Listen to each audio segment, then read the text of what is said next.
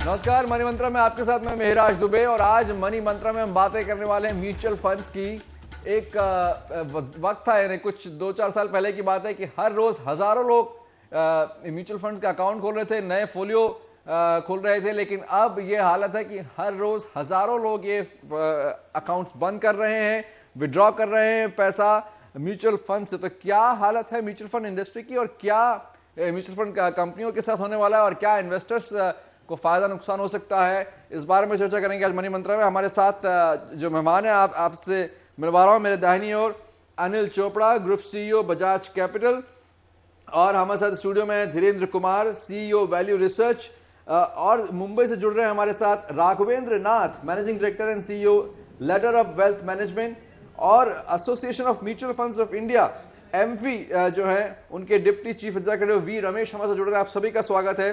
धीरेन्द्र, सबसे पहले जानना चाहूंगा कि हालत क्या है, क्या गड़बड़ हो, और फिर बेशक सेबी ने कुछ सहायता करने के लिए कुछ मेजर्स एक तरह से उस पर फैसला लिया है, उस पर बात करेंगे, लेकिन पहले जानना चाहेंगे कि क्या हो रहा है म्यूचुअल फंड की दुनिया में।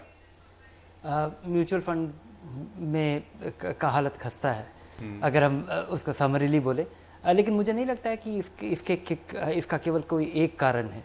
इसके ढेर सारे कारण हैं।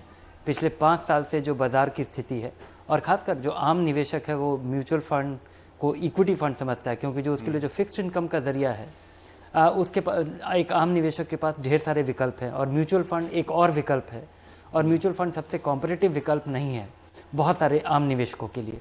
सारे आम निवेशक के पास पिछले 4-5 साल में हमने देखा कि ब्याज दरों में बढ़ोतरी हुई है, आपको बैंकों में भी पैसा, आपको ठीक ठाक रिटर्न मिल रहा है। तो अगर आप तुलनात्मक तौर पे देखें तो निवेशकों के पास ढेर सारे विकल्प है, म्यूचुअल फंड सबसे अट्रैक्टिव विकल्प नहीं है। इक्विटी फंड की जहाँ तक स्थिति है, मुझे लगता है कि ये इसका मार्जिनल यूटिलिटी की, म्यूचुअल फंड निवेशकों के पास ढेर सारे विकल्प है इक्विटी में पार्टिसिपेट करने के लिए, उसमें मुझे लगता है कि म्यूचुअल फंड सबसे बेहतरीन विकल्प है।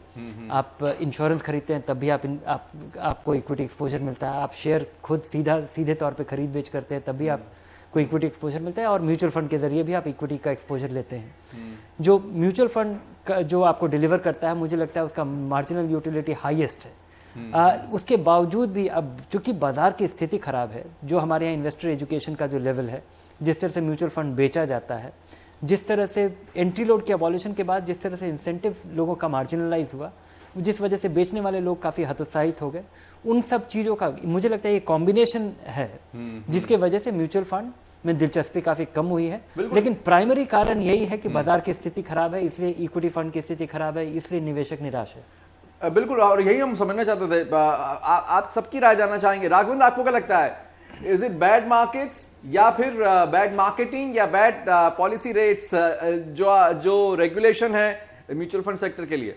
नहीं, मैं धीरेन्द्र से काफ़ी हद तक सहमत हूँ, क्योंकि जो मार्केट में जो हालात हैं मार्केट के पिछले 4-5 साल से, उसकी वजह से निवेशक काफ़ी निराश हैं। क्योंकि 2003 से लेकर 2007 तक आपने एक तरफा रैली देखी, जिसमें हर म्यूचुअल फंड किसी ने पैसे डाले थे, सब ने बहुत पैसे कमाए उसमें।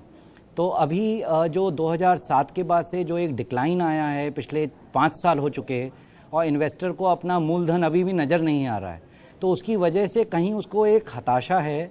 और इसके लिए जो एक रीज़न मैं अस्क्राइब करूंगा वो ये है कि टिपिकली अगर आप देखिए स्टॉक मार्केट के जो भी निवेश हैं, वो इन्वेस्टर्स को एक लॉन्ग टर्म के लिए बेचना जो चाहिए, जो कि लॉन्ग टर्म टिपिकली आप देखिए स्टॉक मार्केट साइकिल के हिसाब से तो होता है 8 से 10 साल की साइकिल, पर जो हमारे यहाँ जो लॉन्ग टर्म की डेफिनेशन हो गई है इंडस्ट्री के अंदर, वो हो गई है 3 से 5 साल। तो 3 से 5 साल के लिए निवेशक ने निवेश किया 2006 में, 7 में, 8 में, पर उसको रिटर्न अभी भी कहीं दिख नहीं रहा है। तो इसलिए एक हताशा है, उसकी वजह से मे बी इन्वेस्टर्स जो हैं अभी म्यूचुअल फंड से निकलना चालू हो गए हैं थोड़ा थोड़ा। अनिल, आपको क्या लगता है कि एक हम पहले बात करते हैं कि बैड मार्केटिंग या बैड मार्केट, या फिर ये भी कि जो मिस सेलिंग जिसकी बात राघवेंद्र कर रहे हैं, तो क्या वो जिम्मेदार है, और बाकी चाहे वो एग्जिट लोड हो, चाहे एक्सपेंस रेशियो हो, वो सब कुछ क्या ठीक ठाक था?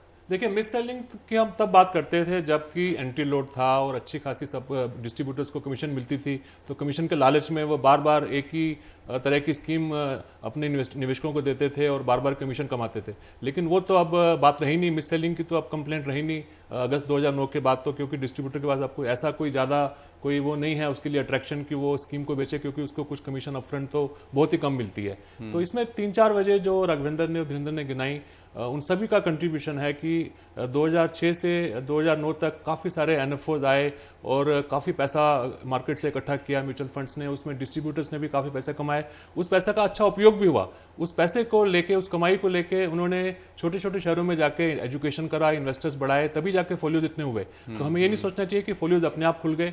फोलियोज में काफ़ी बड़ा रोल प्ले किया डिस्ट्रीब्यूटर्स ने, जिन्होंने अपने ऑफिस खोले छोटे छोटे शहरों में। लेकिन अब जब 2009 के बाद जब उनकी अपफ्रंट लोड खत्म हो गया, उनकी कमीशनें खत्म हो गई, उसके बाद वो इंडस्ट्रियल एजुकेशन भी बंद हो गई, उसके बाद इनिशिएटिव्स भी बंद हो गए और कैंपेन्स भी बंद हो गए कि हम कहाँ से नए निवेशकों को तलाश के लाएं। तभी से सेबी को चिंता होने लगी और सारे एएमसीज को भी कि जो पैसा है वो सिर्फ 8-10 बड़े बड़े शहर हैं वहीं से आता है जहां पे एजुकेशन लेवल ऑलरेडी ज्यादा है। और उसके अलावा जो मार्केट जो एक सेंटिमेंट लो चल रहा है पिछले 2-3 साल से, यानी कि अगर हम देखें तो पिछला हमारा जो पीक था वो फरवरी 2008 में आया था, तो उसके बाद तो 4.5 साल हो गए हैं। साइकिल नॉर्मली 5-7 साल बोलते थे सारे एक्सपर्ट्स, तो अब लग रहा है कि वो पीक तो आने में और भी काफी टाइम लग सकता है। तो उसके चलते भी काफी निवेशक जो है वो अब जब भी उनको अपना एक लेवल मिलता है, जैसे अभी 17,500-700 है, तो यही एक बड़ी वजह है कि जो फोलियोज बंद हो रहे हैं। कुछ लोग तो मर्ज कर रहे हैं, कुछ लोग वहां अपना थोड़ा प्रॉफिट बुक कर रहे हैं, लेकिन दूसरी तरफ महराज हमें ये नहीं भूलना चाहिए कि डेट फंड्स में काफी फोलियोज खुले भी हैं। पिछले 2-3 साल में काफी रुझान हुआ है लोगों का डेट फंड्स की तरफ। वहां पे लोगों को समझ में आया है कि बैंकों से अच्छी रिटर्न मिल सकती है इवन टैक्स देने के बाद भी, तो वहां पे काफी इजाफा हुआ है। India's #1 news app just got even better. Download NDTV's new app. Fully optimized for retina display. Full screen view. Faster response time. And Sudoku. NDTV's new iPad app. Download now.